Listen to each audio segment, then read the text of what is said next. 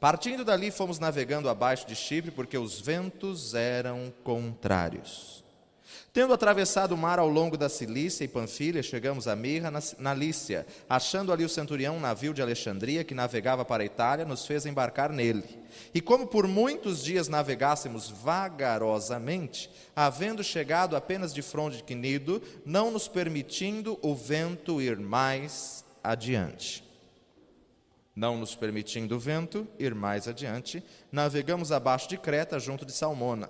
Costeando-a dificilmente, chegamos a um lugar chamado Bons Portos, perto do qual estava a cidade Lacéia. Passando muito tempo e sendo já perigosa a navegação, pois também o jejum já tinha passado, Paulo os admoestava, dizendo-lhes: varões, vejo que a navegação há de ser incômoda e com muito dano, não só para o navio e a carga, mas também para a nossa vida.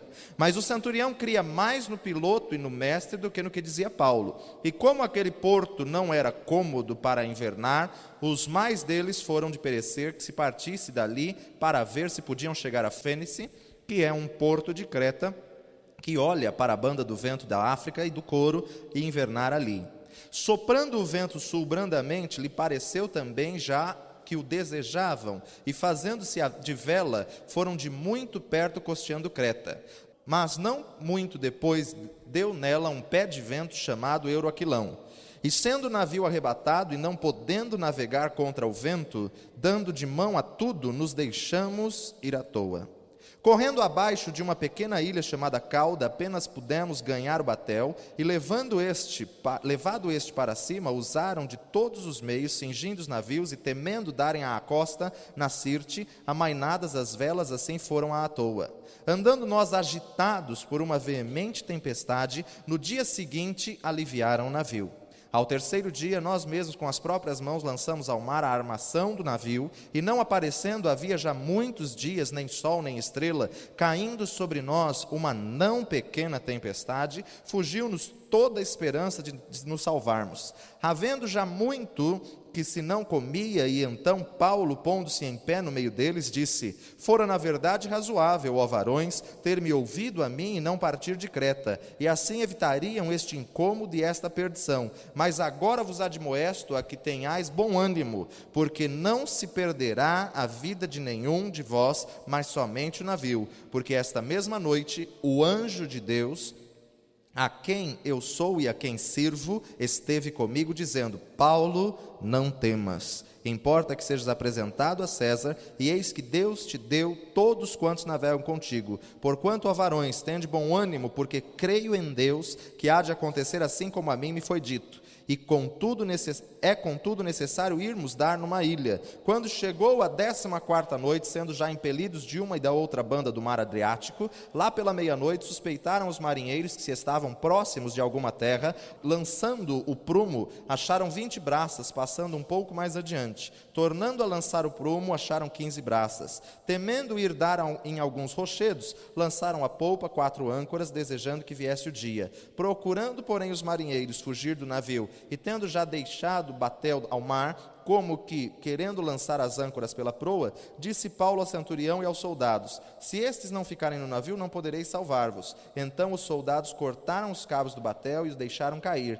E enquanto o dia vinha, Paulo exortava a todos a que comessem alguma coisa, dizendo: é já hoje o 14º dia que esperais e permaneceis sem comer, não havendo provado nada. Porquanto exorto-vos a que comais alguma coisa, pois é para a vossa saúde, porque nem um cabelo cairá da cabeça de qualquer de vós. E havendo dito isso, tomando o pão, deu graças a Deus na presença de todos, e partindo começou a comer.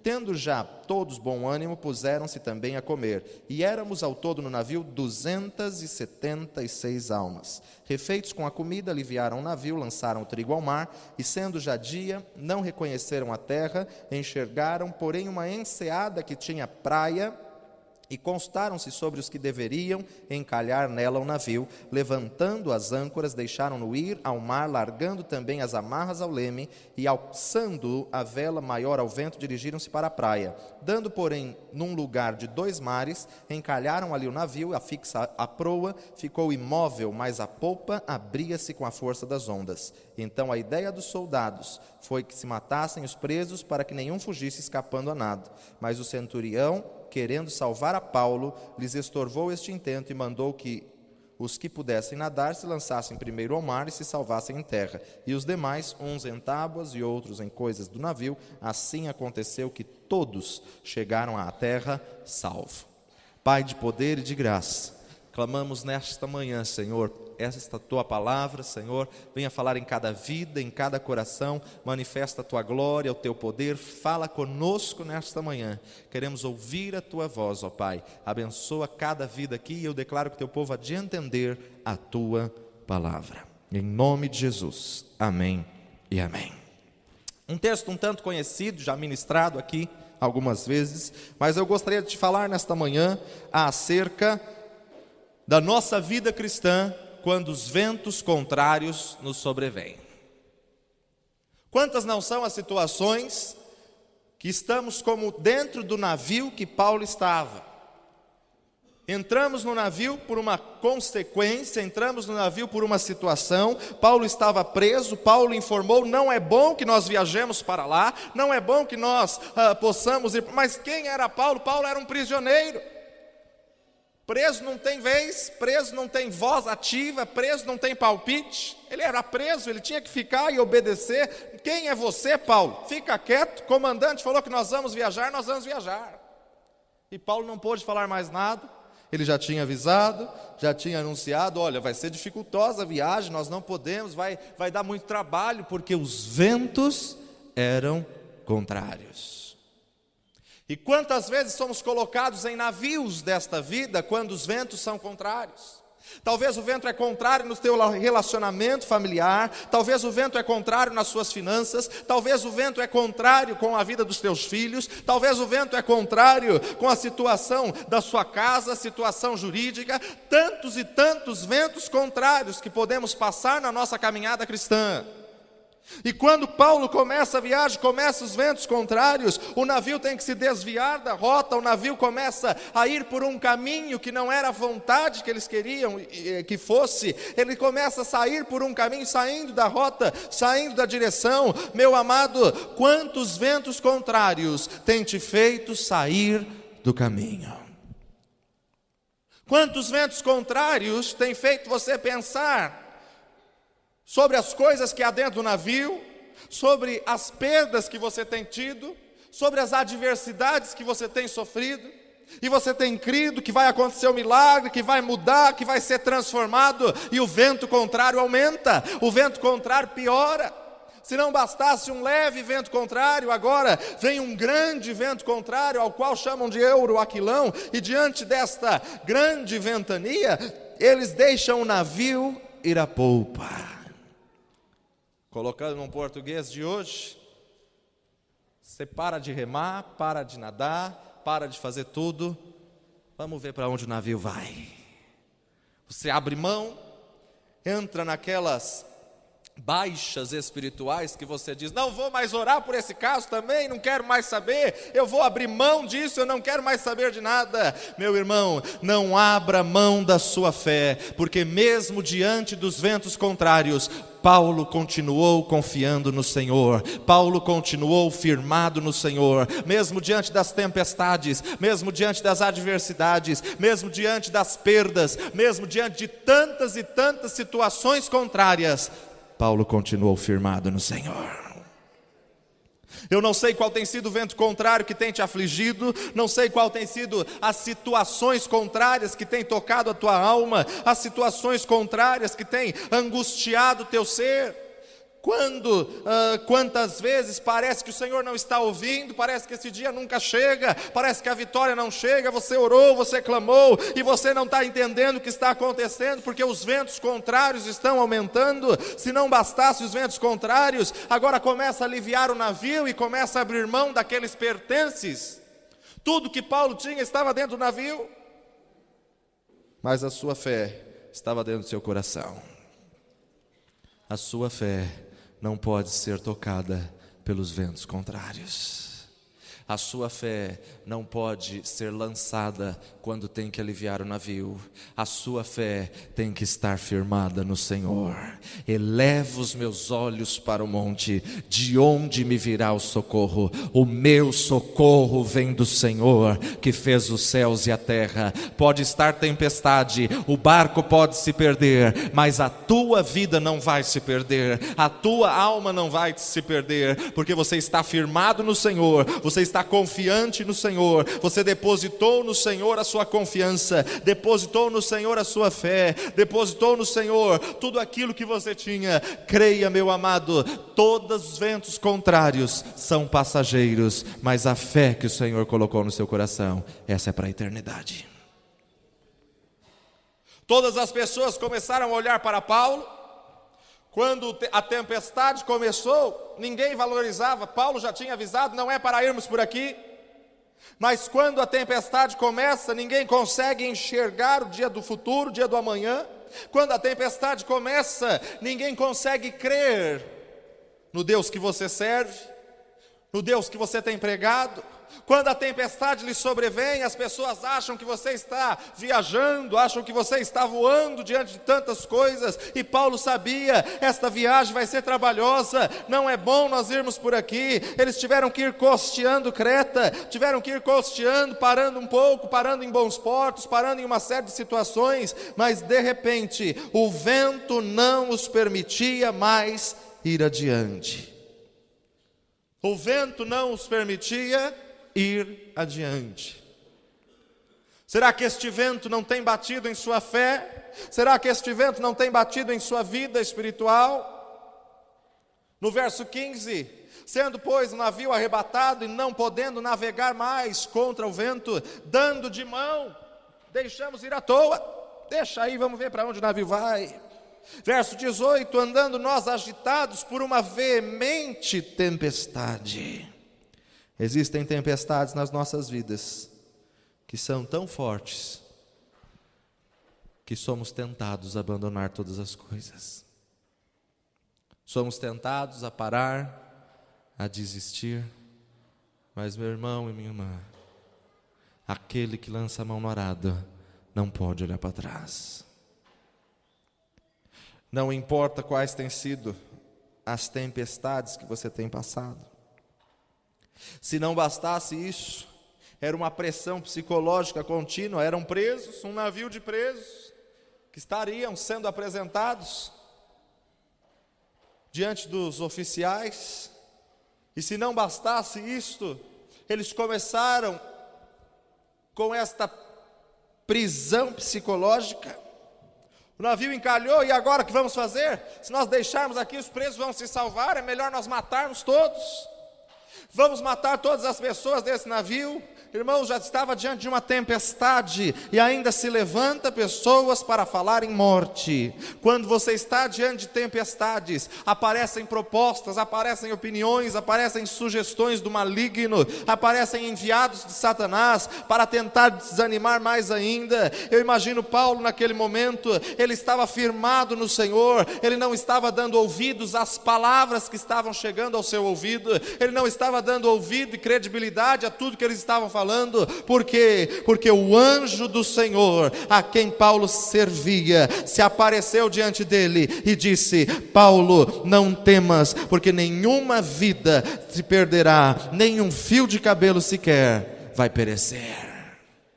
Meu amado, quando a tua fé está firmada no Senhor, você pode estar dentro de um contexto de tempestades, você pode estar dentro de um contexto de grandes ventos contrários, você pode estar dentro de um contexto de adversidades, mas você não pode ser abalado por aquilo que você está ouvindo, por aquilo que está acontecendo, porque maior é o que está conosco do que o que está no mundo.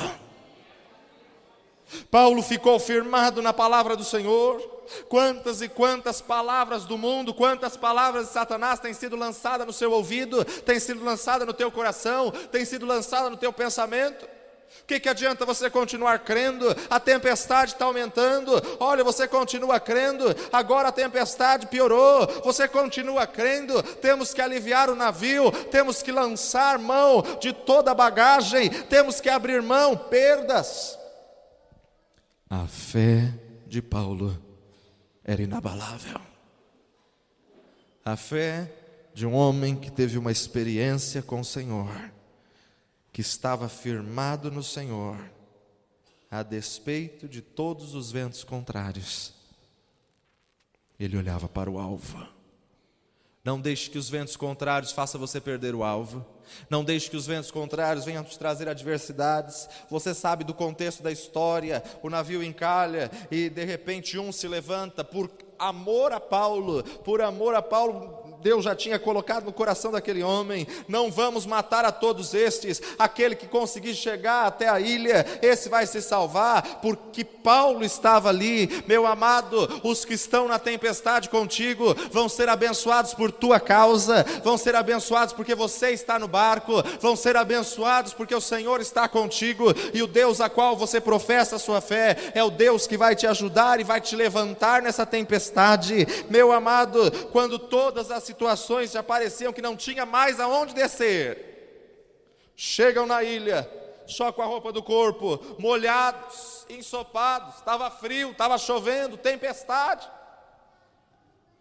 Resolvem fazer uma fogueira, e quando Paulo está ali perto da fogueira, sobe uma víbora e agarra a palma de sua mão. Os bárbaros olharam para aquilo e falaram: verdadeiramente esse homem é criminoso. Saiu de uma tempestade, desce, perdeu tudo no mar. Agora a justiça de Deus não falha. A cobra subiu e mordeu, e ficaram todos ao redor de Paulo, esperando Paulo inchar, Paulo ter febre, esperando Paulo morrer. E Paulo pega aquela víbora, sacode em cima da fogueira e começa a orar pelos enfermos que estavam naquela cidade. Existem situações nas nossas vidas que acontecem, que as pessoas querem julgar, acusar, dizer que é a mão de Deus, é a justiça de Deus, mas tudo isto é para que a glória de Deus se manifeste na vida dos que são seus. Eu costumo dizer sempre, meu amado, Deus não livrou Daniel da cova dos leões, mas na cova dos leões ele foi o livramento bem presente. Deus tinha poder para livrar Daniel da cova? Tinha. Deus poderia mudar o coração do rei e falar: não, Daniel não, ele era o rei, Daniel não vai, ele era querido do rei.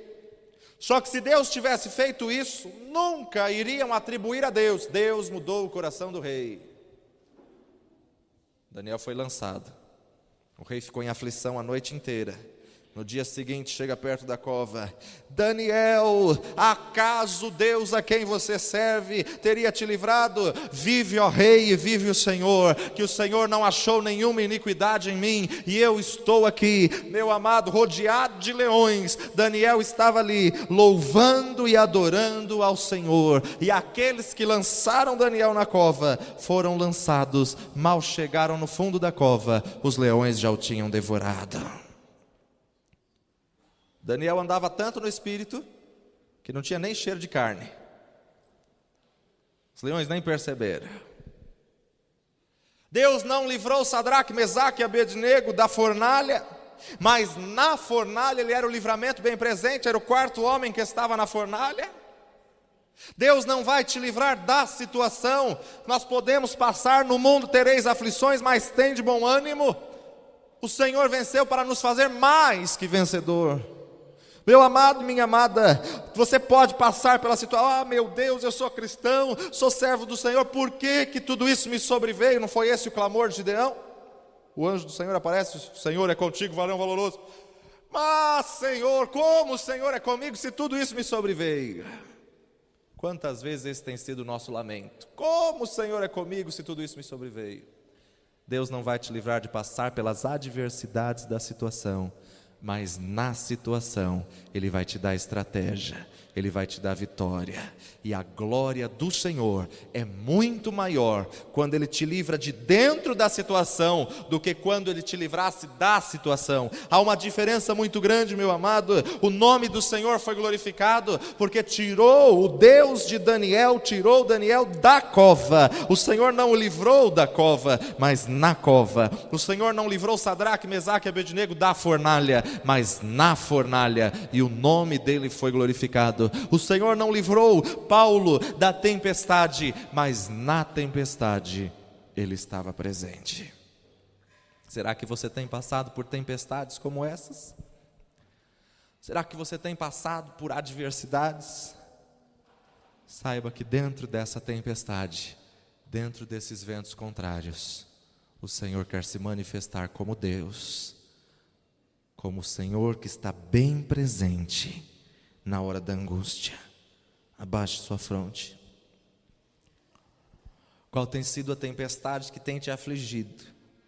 Coloca diante do Senhor nesta manhã. Qual tem sido a tempestade que tem te angustiado? Qual tempestade que você não sabe mais o que fazer?